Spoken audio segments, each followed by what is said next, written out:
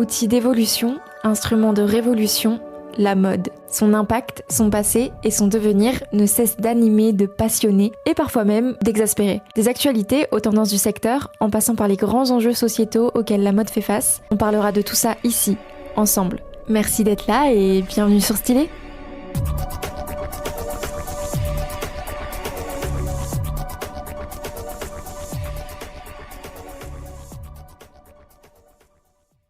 Bonjour et bienvenue dans ce nouvel épisode des actualités mode de la semaine. J'espère que vous allez bien et que ces derniers jours se sont bien passés pour vous. Côté mode en tout cas, il y a eu plusieurs annonces et actus, alors c'est parti, voici le sommaire du jour.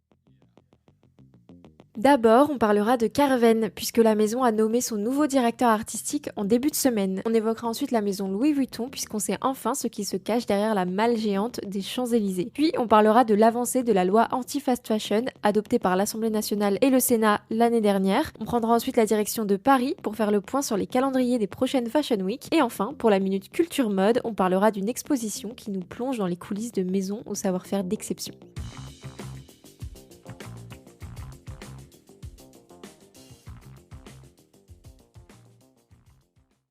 La semaine a commencé sur les chapeaux de roue. Ce lundi, on a appris que la maison Carven avait nommé un nouveau directeur artistique. Souvenez-vous, en 2025, Mark Howard Thomas avait succédé à Louise Trotter, qui, elle, a pris la place de Mathieu Blazy chez Bottega Veneta. Mathieu Blazy qui, lui, est allé chez Chanel. Ça aussi, je pense que vous le savez. Il y a 2 mois, Mark Howard Thomas avait finalement annoncé quitter la direction artistique de Carven, seulement 1 an après sa prise de poste au sein de la maison. Ce lundi, Carven a donc confirmé la nomination de Kai Nesselrat à la direction artistique. Si vous ne le connaissez pas, c'est un créateur de mode qui est passé par de très grandes écoles comme la Centrale Saint-Martin's, l'Académie des Beaux-Arts de Rome ou encore l'école Polymoda à Florence. Il a ensuite travaillé dans des grandes maisons, chez Chanel notamment, où il a travaillé aux côtés de Karl Lagerfeld, puis chez Saint Laurent, maison qu'il a intégrée en 2016. Il a notamment eu l'occasion d'accéder au poste de responsable du design des collections femmes au sein du studio d'Anthony Vaccarello, le directeur artistique de Saint Laurent. Il présentera sa première collection pour Carven à l'automne prochain.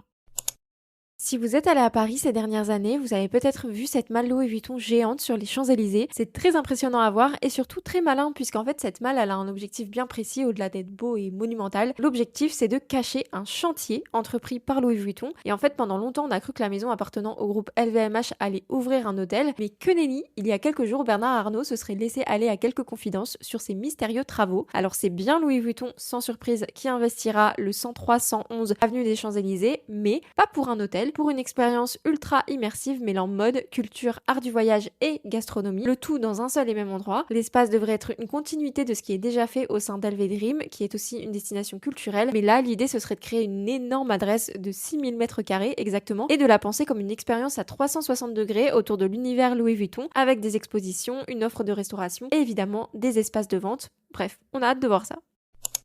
Je sais pas si vous vous souvenez, on en avait parlé ici à plusieurs reprises. L'année dernière, une loi contre l'ultra fast fashion avait été adoptée par l'Assemblée nationale, puis par le Sénat, dans l'objectif de freiner l'essor des géants type Shein et Temu et surtout d'atténuer les conséquences de ces plateformes sur les performances des entreprises françaises qui, vous le savez si vous suivez le podcast, souffrent beaucoup en ce moment. Et en fait, même si la loi elle a été adoptée par l'Assemblée nationale et le Sénat, pour être définitivement adoptée, le gouvernement doit convoquer une commission mixte paritaire, une étape indispensable qui réunit 7 députés et 7 sénateurs. Et cette semaine, Yann Rivoalan, le président de la Fédération du prêt-à-porter féminin, s'est notamment exprimé à ce sujet sur Instagram, expliquant en bref que le gouvernement refuserait de mettre en place cette commission et qu'aucune date n'avait été fixée pour le moment. Il a donc demandé à ses abonnés d'interpeller directement le Premier ministre Sébastien Lecornu sur les réseaux sociaux et quelques jours après, alors ça n'a peut-être aucun lien, mais en tout cas, bonne nouvelle, le gouvernement convoque officiellement la commission mixte paritaire qui se réunira le mercredi 17 juin. Dans un communiqué de presse, il rappelle les 3 mesures structurantes de la loi qui prévoit un malus pouvant atteindre 50% du produit et qui pourra être applicable dès le 1er septembre 2026, ciblant notamment les acteurs de l'ultra fast fashion, mais pas que. L'obligation d'afficher des messages de sensibilisation au réemploi, à la sobriété et au recyclage sur le site des plateformes concernées et surtout l'interdiction de toute forme de publicité pour les produits d'ultra fast fashion. Monique Barbu, la ministre de la Transition écologique, de la biodiversité et des négociations internationales sur le climat et la nature, s'est exprimée au sujet de l'ultra fast fashion, rappelant que derrière les prix cassés se cachaient aussi des coûts bien réels allant de la pollution à la fragilisation des entreprises qui respectent, elles, les règles du jeu. En tout cas, ça avance, affaire à suivre. Ça fait longtemps qu'on n'a pas parlé Fashion Week, vous trouvez pas? Eh bien, préparez-vous parce qu'elles approchent à très grands pas. Du coup, je me suis dit que ce serait cool de faire le point sur le calendrier, comme ça vous êtes sûr de rien louper. Alors, dans quelques jours aura lieu la Fashion Week masculine printemps-été 2027, du mardi 23 juin au dimanche 28 juin. Le mardi commence fort puisqu'on aura notamment Saint-Laurent à 17h et Louis Vuitton à 21h. Trois Paradis le mercredi à 10h, Dior Homme à 14h30, Jeanne Friot à 17h30, Ami Paris à 20h. Le jeudi, on aura ensuite Rick Owens, Yohji Yamamoto, Dries Van Noten. Puis les jours suivants, ce sera au tour de Willy Chavaria, comme des garçons, Officine Générale, Vêtements, Céline ou encore Sacai. Puis une semaine plus tard, on aura la Haute Couture Week, clairement ma préférée, je la suis assidûment. C'est tellement incroyable. Petit rappel rapide, la semaine de la Fashion Week Haute Couture a lieu uniquement à Paris puisque le label Haute Couture est exclusivement français et protégé. Les maisons qui défilent sont les maisons qui ont obtenu le label Haute Couture en respectant tout un tas de critères. J'ai fait un épisode à ce sujet, si ça vous intéresse, je vais le rattacher à cet épisode-là, comme ça vous pourrez l'écouter. Bref, la Haute Couture Week, c'est vraiment le moment où on voit des choses extrêmement belles qui témoignent d'un savoir-faire d'exception, de tout l'artisanat qui peut se cacher derrière la mode et surtout, point très positif, ça commence toujours par l'une de mes maisons préférées, Schiaparelli. Elle défilera en tout premier le 6 juillet à 10h, puis on aura Iris Van Herpen, déesse internationale, Christian Dior à 14h30, trop hâte, et le lendemain à 10h, on aura le défilé Chanel, puis les jours suivants, Balenciaga, Elisab, Viktor & Rolf ou encore Jean-Paul Gaultier. Les défilés auront lieu du 6 au 9 juillet.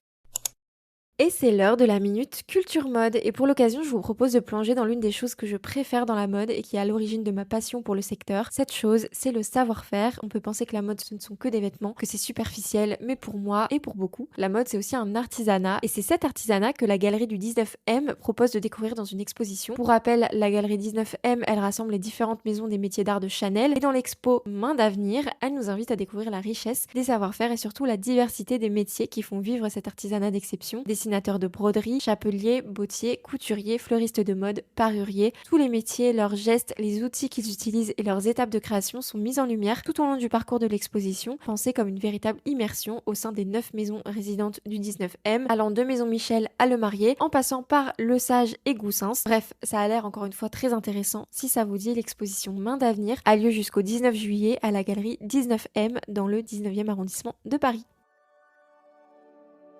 Et voilà, votre récap des actualités mode est désormais terminé. J'espère que cet épisode vous a plu et qu'il vous a appris des choses. En tout cas, je tenais à vous remercier puisqu'on a passé la barre des 70 000 écoutes depuis le début de mon podcast et ça me fait très plaisir. Merci infiniment d'être là, bienvenue aux nouveaux, merci si ça fait des mois et des années que vous êtes là. N'hésitez pas à donner votre avis avec les petites étoiles ou à vous abonner si ce n'est pas déjà fait. Et en attendant le prochain épisode, je vous dis à bientôt sur Stylé.